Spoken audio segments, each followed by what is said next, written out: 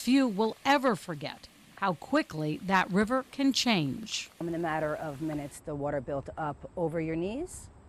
Nicole Salva was at work. She was the bartender at the Brookside Inn. She and 18 others were trapped. You couldn't go outside. Oh my gosh. You couldn't open the door. The water kept rising, and she knew they had to get out. Oxford's fire department tried to get them, but the roads were impassable. However, fire and EMS from neighboring Beacon Falls managed to get their truck across the street from the restaurant. When you're talking about swift water rescue and you're talking about rescuing people in fast-moving water, it's very dangerous. They had to quickly come up with a plan. How did you get those people out? So what we did was we brought our 107-foot aerial ladder truck over, parked it on Route 67. Jeremy Rodrigo says the only way out was to have everyone inside the restaurant climb that ladder, which went from the truck over Route 67 all the way to the restaurant. It was stressful here inside the Brookside Inn. Nicole knew she had to stay calm, but she also had to make sure that all of the people inside the restaurant didn't panic, because what would happen in the next few minutes to get them out of the restaurant would be terrifying. I'm going to drop the ladder on that platform, and when I am done, I'm going to have you call the phone, and you're going to open the door up, and there's going to be a fireman standing there waiting for you. So I was like, okay. So we all came inside, and I'm screaming, get inside, get inside, get inside. This is the platform where the ladder was dropped, and one by one, those trapped had to climb their way to safety. When you're on the ladder, I looked down, I'm not going to lie. I looked down, and they said, don't look down. Not only was the water raging, but there was lots of debris. Garbage dumpsters, cars, and propane tanks were all floating down the river. A woman inside the restaurant was unable to climb that ladder. The last person was an elderly woman who couldn't walk. She walked with a walker. So we had to stick her in what's called a Stoke stretcher and lay her down and then pull her across the ladder. The flooding will always be a part of them and what they went through. And Nicole vividly remembers those painful, long 4 hours, hoping and praying they would be rescued, and how she felt when she saw that firefighter. Sorry, it's like emotional, reliving this. We opened the door, and a fireman walked in. And you were like, oh my God, thank you, thank you. Thank you. And joining us now is Nicole Salva, who, as you can see, really, you still get very emotional. A lot has gone by. It's a year, but the memories are still very fresh. Yes, every time I talk about it, at some point I will shed a tear. And I think, obviously when you look at the damage, you can see, but nobody really understood what was going on and how many people had to be rescued, and 2 people died that day. Such a tragedy. All right. That day you were going to work like you normally did every day at the Brookside Inn. When was it that you realized, when that rain just would not let up, that something tragic and terrible was happening? Honestly, I knew right away that something was off in minutes because the water built up so quickly. One of the other bartenders came in to relieve me. She was supposed to work that night. And the water came in so quickly, and I said, something's wrong here. Go home. I think we need to close. We need to close. Let me call the owner, and we got to close. Something's abnormal. She took off and got out of there in the nick of time, going through water in her car. She never even put her purse down. Wow. And within minutes, the water built up so fast, and it wasn't long at all. And I remember, I think you told me when we first met, that you didn't want to scare other people in the restaurant. I worked there for 23 years, so I kind of know the building in and out. If whatever came in the building, it might come in the basement during a hurricane or something like that. You get a couple of inches, but I never in my life, in almost a quarter of a century, saw water coming in through the side of the building, and it was raging in down the stairs. So you couldn't leave, you were trapped, and Oxford tried to get to you, but they really couldn't because of the roads. Were you worried at that point? I, at first, was, oh, the water will go down. And when it goes down, then we'll all be able to leave. Didn't happen so quickly. The water over hours just kept getting, it was rising up and up and up. And when it finally got to where I thought it was going to go through the window, we were only like an inch away from it, is when I started having a panic attack. So when you heard that Beacon Falls was able to get to you and help you, they had a plan for your rescue, but it was a scary one.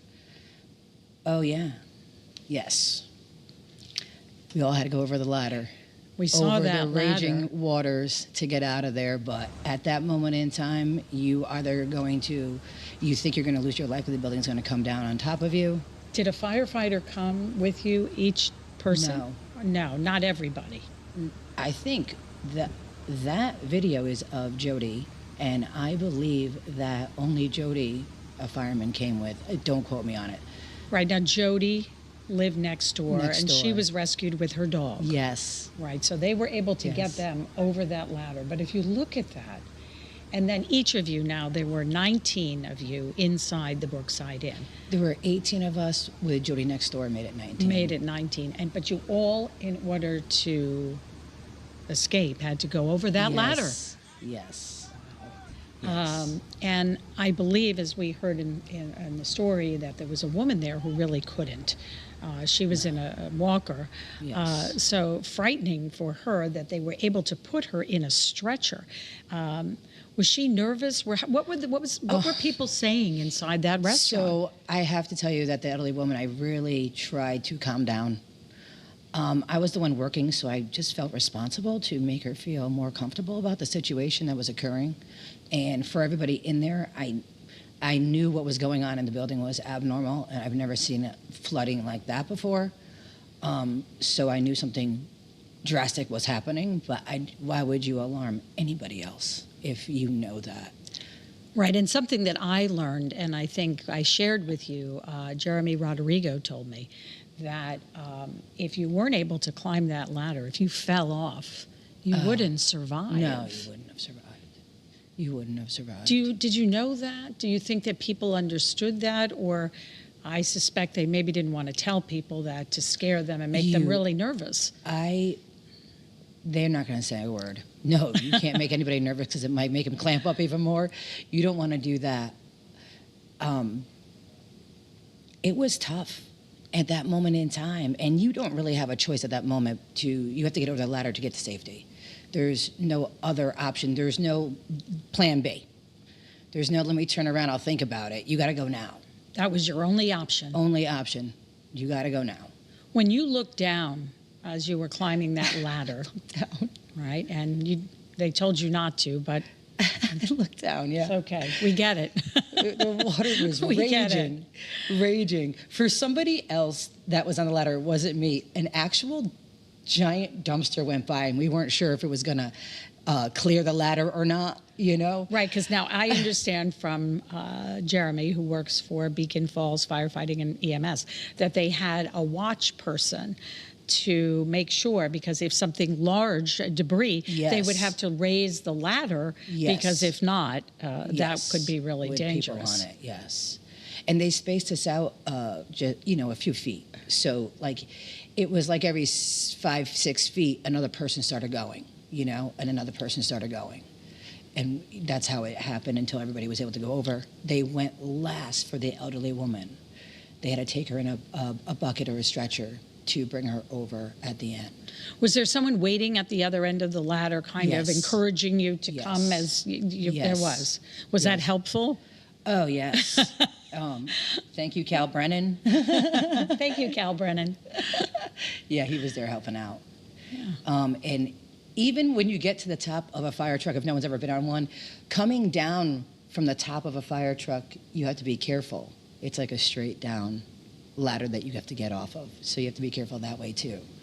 So all of you there, was anybody, without naming them, really nervous about going and just couldn't do it, or they all realized that this was the only option and they had to escape? Yes. My best friend was with me. We were actually on our way to a concert that's where I actually was going, but I didn't make that concert.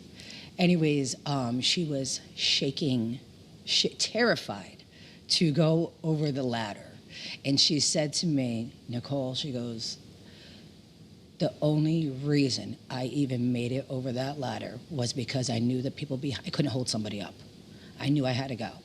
I couldn't hold another human being up because of me being so frightened. Do you think that, I would imagine this experience has changed you and perhaps given you a greater appreciation for fire and EMS, those who do what they do best? Beyond. Absolutely. I think a lot of people, and I heard that, I spoke with some of the victims and survivors from the crash at Avon Mountain, who never realized, because they just weren't in situations where it happened. Yes. But all of a sudden, people are there trying to rescue you. Absolutely. And here's another thing that I want to throw out there. Oxford and Beacon Falls are volunteer firemen. They do this out of the kindness of their hearts, not because they're getting paid. Right. So think about that. And they're there risking their lives every day. They certainly do.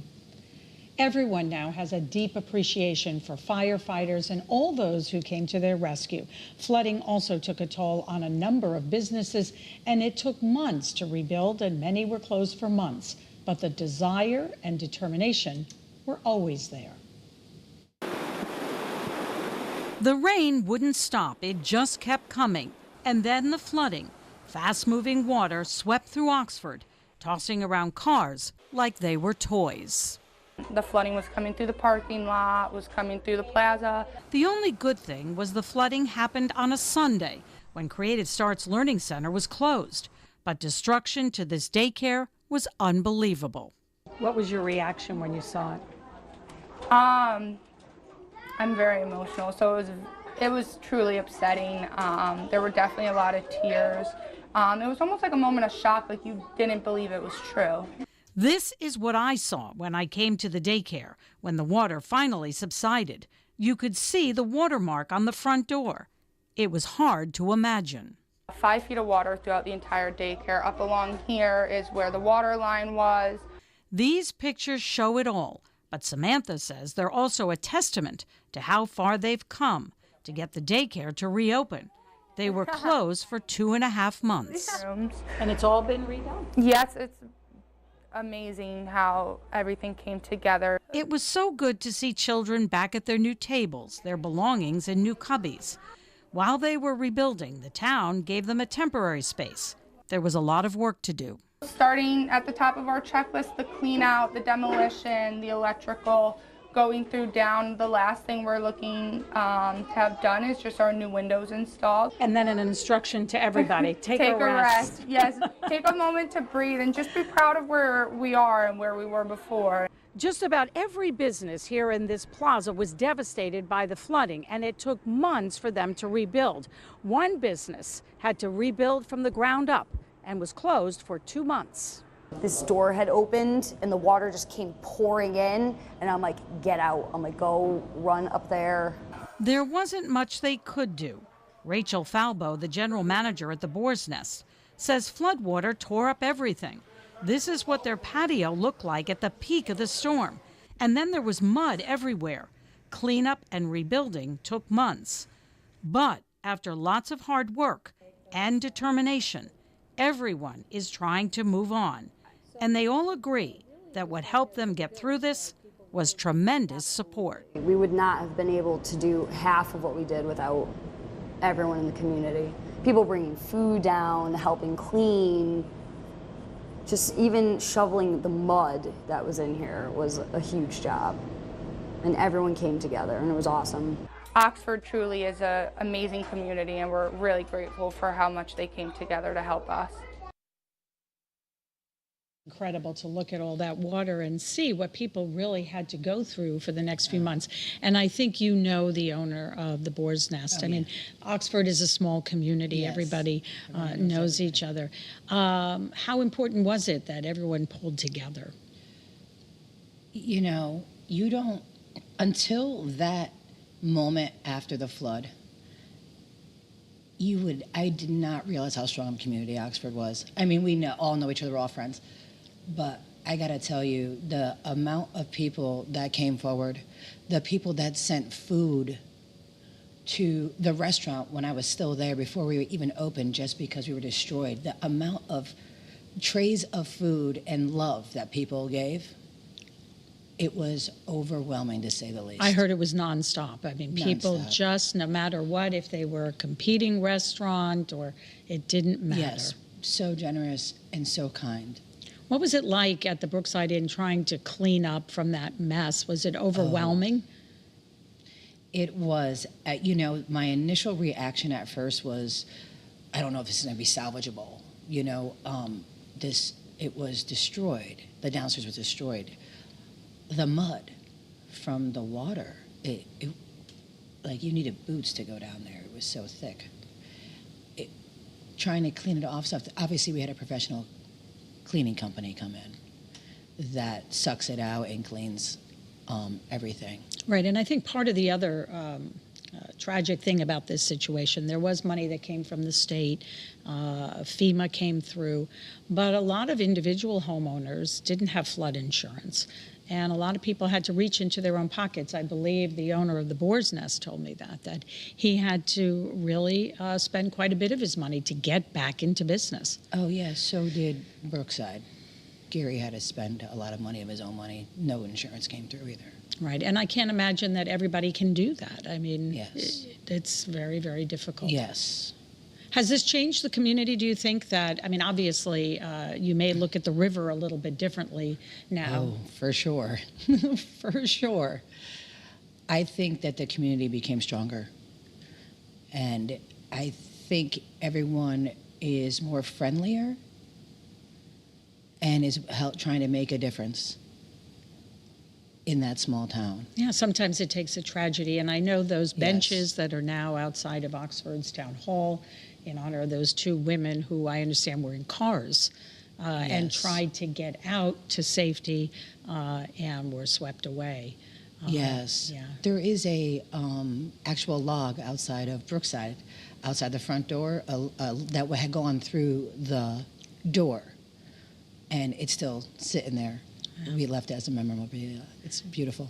Nicole Salva, I want to thank you for joining us and sharing these memories. And I know this was a very difficult time, but I think overall, when you look at it, that this tragedy brought people together and made them a little more resilient. Absolutely. Let's hope it doesn't happen again, or at least for another few decades. I know, and that's something I would like to say. This flood happened 69 years, almost to the day of the Great Flood of 1955. Which is, I mean, for it to happen almost on the same day it's insane. All right, well, I hope Mother Nature is done with us, but you never know. We hope so. Thank you so much for joining us. Thank you for having me. I appreciate it so much. Thank you. And thank you for joining us, and make sure you keep updated with our exclusive interviews and streaming content featured on WFSB Plus every day. And until next time, I'm Susan Raff. Thanks for joining us again.